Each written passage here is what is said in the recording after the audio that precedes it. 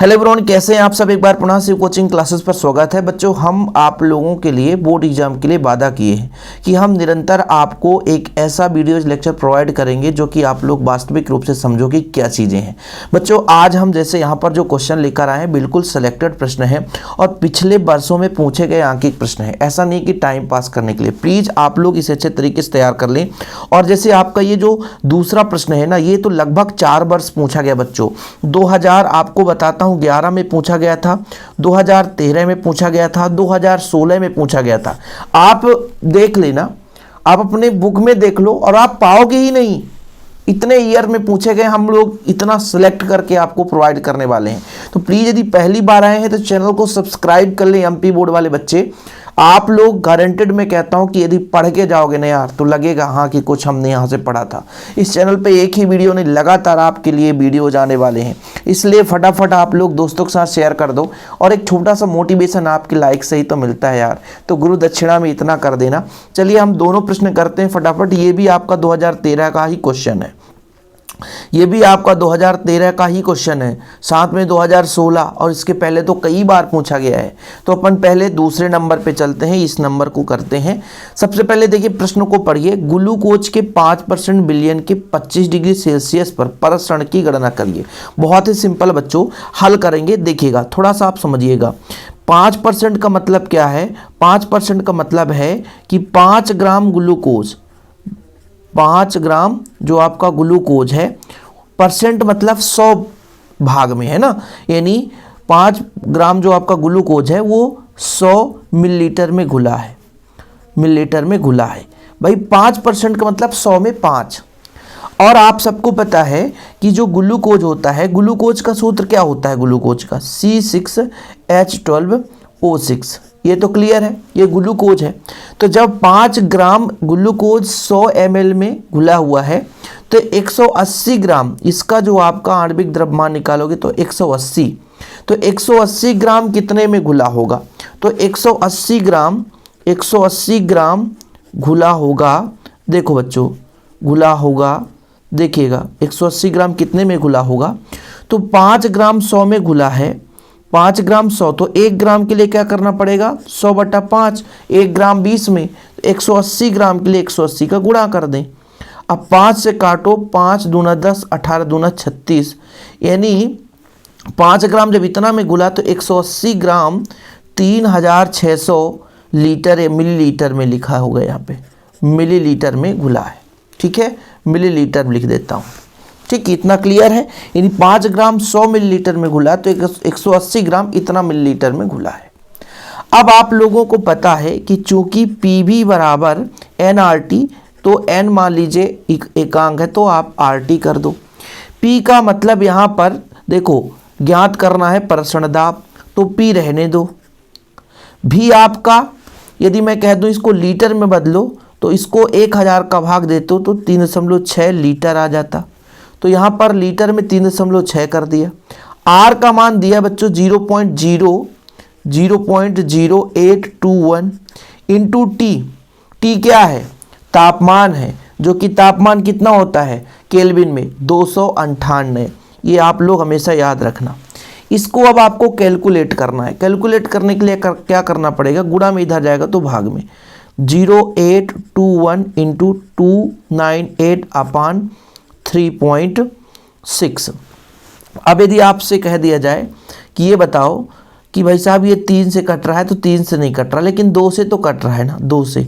तो यहाँ पर 18 दूना 36 और 2 से कटेगा, 2 1 कम 2, 2 चौको 8, 2 नाम 18। ठीक है, फिर यदि 18 से कहूँ तो नहीं कटेगा। अब इसका आपको मल्टीप्लाई करना है, तो इसको आप लोग रोक लीजिएगा और मल्टीप्लाई करिएगा 149 का इससे। तो बच्चों आप इसका आंसर लाओगे 12.2329, इतना आता है।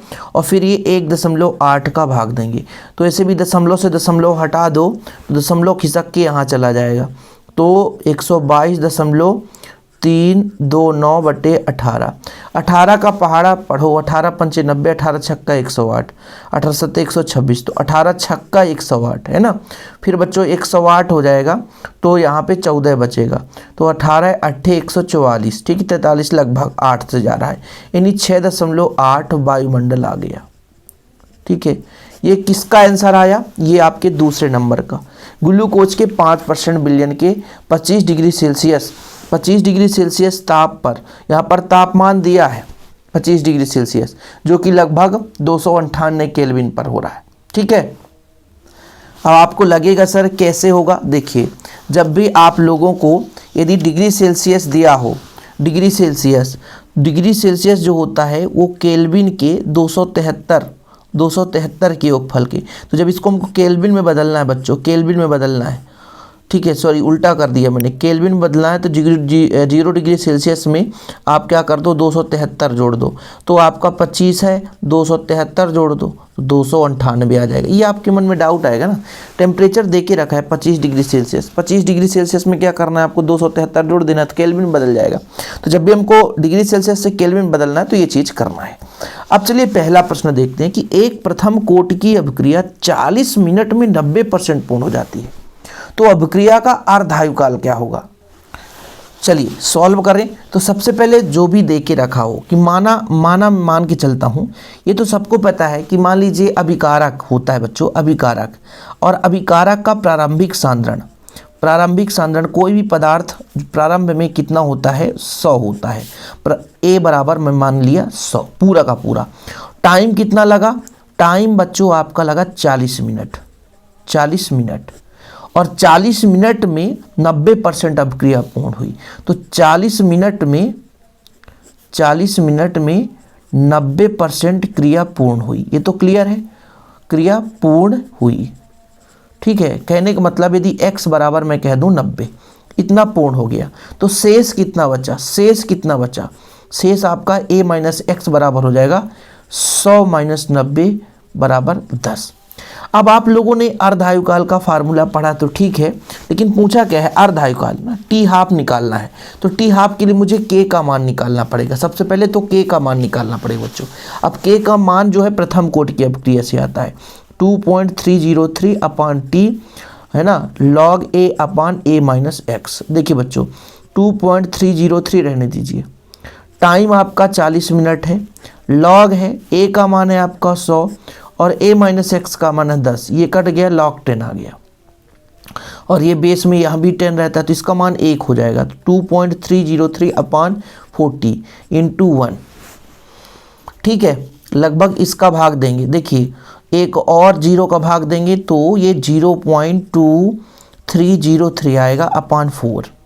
अब इसका भाग देंगे बच्चों 0.0, फिर ये आ जाएगा 4 पंचे 20, फिर आपका 4 सत्ते 28, फिर ऐसा आएगा, यानी आपका आ गया ये k का मान 0.05757। अच्छा, अब दशमलव मुझे मान लीजिए 2 अंक में लगाना या 1 अंक में, जितना मुझे जैसे 1 अंक के बाद दशमलव लगाना है ना, जैसे मैं इसको 5.7 करना चाहता हूँ, तो मैंने दशमलव कितना खिसकाया बच्चों, कितना खिसकाया? 2 अंक, यानी 10 घाते, मतलब पीछे जा रहा हूँ ना इसलिए -2। ठीक है, ये चीज़ है, क्योंकि ये जब नीचे जाएगा तो भाग होकर के इतना ही आएगा। ये चीज़ क्लियर है। अब मुझे क्या निकालना है? T half. टी हाफ का फार्मूला होता है आपका जो भी 0.693 अपान के होता है, यही तो होता है, मतलब 0.693 अपान 5.757 इंटू 10⁻²। एक काम करता हूँ, इसको ऊपर ले जाता हूँ अभी फ़िलहाल। देखो दशमलव से दशमलव हटा दो, दशमलव से दशमलव हटा दो, तो 6 9 3, यहाँ भी 3 अंक के बाद दशमलव है, मतलब सॉरी 3 अंक के पहले, यहाँ भी 3 अंक के पहले, दशमलव से दशमलव हटा दिया, 5.757 और 2 0 ऊपर जा कर के बढ़ गया। अब इसका भाग दो तो लगभग ये किससे जाएगा? एक कम से जाएगा। ठीक है, एक कम से जाएगा, तो आप लोग भाग देना बच्चों, लगभग ये 12.03 मिनट आता है। ठीक है, भाग देना, ये आपका काम है। ये इतना कैलकुलेशन करना आपके पास पेपर में काफ़ी टाइम रहता है यार, है ना। एक ये जो आप IIT नीट की तैयारी करता है जो बच्चा, 1 मिनट में करना रहता है, लेकिन यहाँ पर बोर्ड एग्जाम के लिए काफ़ी टाइम रहता है। तो अभी 2 क्वेश्चन हुए हैं और केवल अभी हम आपको प्रीवियस ईयर के ही क्वेश्चन करा रहे हैं, इसलिए आप लोग भटकना नहीं है, हर एक प्रश्न को पढ़ के जाना है। अब देखिए बच्चों, क्वेश्चन नंबर 3 और क्वेश्चन नंबर 4 आज का, ये दोनों जो प्रश्न है 2014 में पूछे गए थे। दोनों जो प्रश्न हैं 2014 में पूछे गए थे। लो ठीक है, चलिए शुरू करते हैं। और इस पे आपको मोलरता निकालना, इस पे नॉर्मलता निकालना, दोनों सिमिलर हैं। हल करेंगे पहला जो तीसरे नंबर का, ठीक है। सबसे पहले आप देखो NaOH की मात्रा, NaOH की मात्रा कितने बच्चों, 4 ग्राम। 4 ग्राम मतलब यहाँ पे ये आपका विलेय का मात्रा है, विलेय, ध्यान रखिएगा। विलेय का मात्रा मतलब हम आपसे कह दें WB। WB हम A विलायक मानते हैं और B आप मानते हैं बच्चों क्या, विलेय। तो 4 ग्राम है, ठीक है। सबसे पहले कितने में मिला है, प्रति लीटर में मिला है। मतलब यदि आपसे कह दें कि VmL में दे के रखा है तो 1000 मिलीलीटर में मिला है, ठीक है। प्रति लीटर मतलब 1000 मिलीलीटर में मिला है। अच्छा, NaOH का आणविक द्रव्यमान कितना होता है, कोई बता सकता है? आणविक द्रव्यमान कोई बता सकता है क्या? Mb कितना होता है बच्चों, ये होता है 40। कितना होता है, 40, ध्यान रखना। अब आपसे कह दिया जाए कोई मोलरता का सूत्र बताओ। मोलरता का सूत्र होता है, ये आपका होता है WB बटा Mb गुणे 1000 बटा VmL। बहुत ही सिंपल है बच्चों। WB वेट 4 था, आणविक द्रव्यमान आपका 40 था, ये 1000 बटा 1000, ख़त्म कहानी, यानी 1/10 आया। और इसको जब सॉल्व करोगे तो आ गया 10 मतलब 0.1 आ गया, आंसर आ गया, ख़त्म कहानी, कुछ भी नहीं था यार। अब चौथे नंबर की बात करते हैं। ये आपका बच्चों चौथे नंबर जो है यहाँ पर 2 ग्राम 250 ml में है। तो बिलियन की नॉर्मलता बहुत सिमिलर है, देखिएगा। अब आप करते हैं क्वेश्चन नंबर 4 में। तो NaOH की मात्रा दे रखी है, NaOH की मात्रा मतलब WB दे के रखा है, वेट दे के रखा है, 2 ग्राम इस बार दिया है, और VmL दिया है 250 ml में, ठीक, ये चीज़ दे के रखा है। अब बच्चों क्या बोला है, नॉर्मलता के लिए हमको EB निकालना पड़ता है। तो पहले NaOH का आणविक द्रव्यमान निकालना है। आणविक द्रव्यमान तो होता है 40 और इक्विवेलेंट तुल्यांकित द्रव्यमान अणुभार बटा संयोजकता, तो NaOH में संयोजकता 1 है, इसका मान भी 40 ही आया। तो यदि हम आपसे कह दें कि नॉर्मलता निकालो, नॉर्मलिटी, तो फार्मूला क्या हो जाएगा, WV बटा EB इंटू 1000 बटा VmL। अब देखो WB का मान तो आपका 2 ग्राम है और इसका मान है 40, इसका मान है 1000 और कितने में मिला था, 250 ml में। तो ये चौकों से जाता है बच्चों, और 4 दाम 40 मतलब 10 का भाग देंगे 0.2 आ जाएगा आंसर। देखो कितना बढ़िया क्वेश्चन था, और दोनों प्रश्न 2014 में पूछे गए थे, ठीक है। और इसके पहले भी तो हम अब 2009, 10, 8 इधर की बात ही नहीं करते बच्चों, लेकिन ये जो अभी फिलहाल मेरे अनुभव से 2014 का पेपर देख रहा हूँ, तो ये आपका पूछा गया था। और हम बहुत एनालिसिस करते हैं आप लोगों के लिए, ऐसा नहीं है कि चलो आ जाएं, ऐसे ऐसे क्वेश्चन ला रहे हैं बच्चों जो कि आपके फायदेमंद के लिए है, ठीक है। तो लगातार हमारी टीम भी काम कर रही है और हम भी काम कर रहे हैं। और इससे संबंधित एक और क्वेश्चन मैं दे रहा हूं, देखिएगा आज का 5वां क्वेश्चन। 5 ग्राम, देखिएगा बिल्कुल 5 ग्राम NaOH, ठीक है, 450 ml में विलेय है। तो मोलरता निकालो, मोलरता। अब देखना ना, मोलरता का फार्मूला मैंने आपको, अब देखिएगा एक लाइन में कर लेंगे। क्या होता है, WB बटा MB गुणा 1000, अभी सिमिलर है इसलिए मैं कर रहा हूं, VmL। अब देखो बच्चों WB मतलब 5 ग्राम, इसका मान तो 40 आपने निकाला था, और कितना में मिला है, 450 ml में, 450 ml में। तो एक काम करते हैं ना, ये आपका 0 से 0 और ये 0 से 0, सही है। फिर 5 से 5 × 45 और 4 से 2 दूना 4, 2 पंचे 10, मतलब 5 बटा 9 दूना 18, और भाग न पहुंचे लब्धे शून्य, 0 लग जाएगा तो 50 हो जाएगा। 18 का पहाड़ा पढ़ो, 18 दूनी 36, 18 3 54, तो 2 से जा रहा बच्चों, तो 2 कर दो, तो 18 दूना 36, बचेगा 14, जीरो हो जाएगा। तो 18 अट्ठे 144, तो 70 से जाएगा, तो ये आंसर हो जाएगा 0.27। और फिर आगे 8 भी आएगा तो कोई दिक्कत। देखो ऐसे क्वेश्चन हम एक लाइन भी कर लिए, एक लाइन में, लेकिन आपको एग्जाम में ऐसे नहीं करना है। मैंने एग्जाम में जैसे ये कहा NaOH की मात्रा इतनी देख रहे कि WB का मान इतना हो गया, VmL में इतना हो गया, इसका आणविक द्रव्यमान इतना हो गया, तब इसका मोलरता का फार्मूला ये होता है, फिर हमने कैलकुलेशन किया और आंसर लाया। तो आप लोगों को जिस प्रकार से सॉल्यूशन में प्रोवाइड करता हूँ, ये तो मैं एक क्वेश्चन और यहाँ पे ऐड कर दिया कि भाई साहब आप इसको भी तैयार करते चलो। और आप लोग सोचोगे कि ऐसे गाइड में, परीक्षा बोध में, परीक्षा अध्ययन में मिल जाएगा, तो परीक्षा अध्ययन में संभव ही नहीं है, समझ रहे ना। तो ऐसे प्रश्न बच्चों जो प्रश्न दिए रहते हैं उनका सल्यूशन हम खुद से कराते हैं, इसलिए प्लीज़ आप लोग मिस मत करो यार, प्लीज़ शेयर कर दो आप अपने दोस्तों के साथ। और टेलीग्राम में जरूर ज्वाइन कर लो, टेलीग्राम शिव कोचिंग क्लासेस के नाम से टेलीग्राम है, वहाँ पर भी आपको स्टडी मटेरियल ऐसे मिलते रहेंगे। अब मैं एक क्वेश्चन आपको 2017 का दिखाता हूँ, देखिए जरा, ये 2017 का पेपर है, इसमें बहुत सारे जो हैं टॉपिक हट गए हैं, जैसे पिपटीकरण वगैरह हट गए हैं। ये बहुत पुराने पुराने बुक्स हम लोग रखते हैं ताकि आप लोगों का हेल्प हो सके।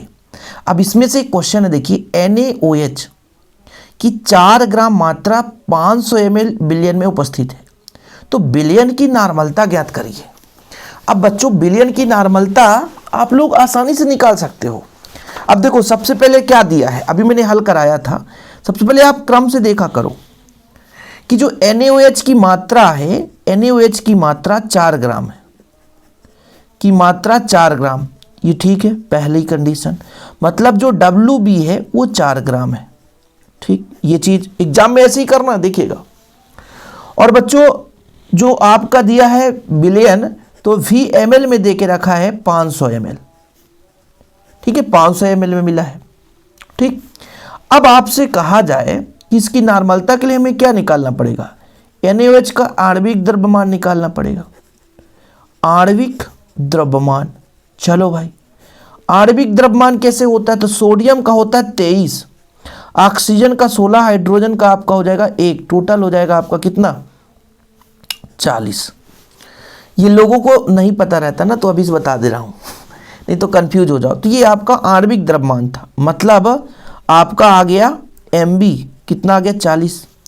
अब नॉर्मलता के लिए तुल्यांकित द्रव्यमान चाहिए होता है, तो आपका जो भी आणविक द्रव्यमान हो और संयोजकता, NaOH में Na पॉजिटिव होता है 1 पॉजिटिव, तो संयोजकता 1 होता, तो 40/1 बराबर आपका आ गया 40।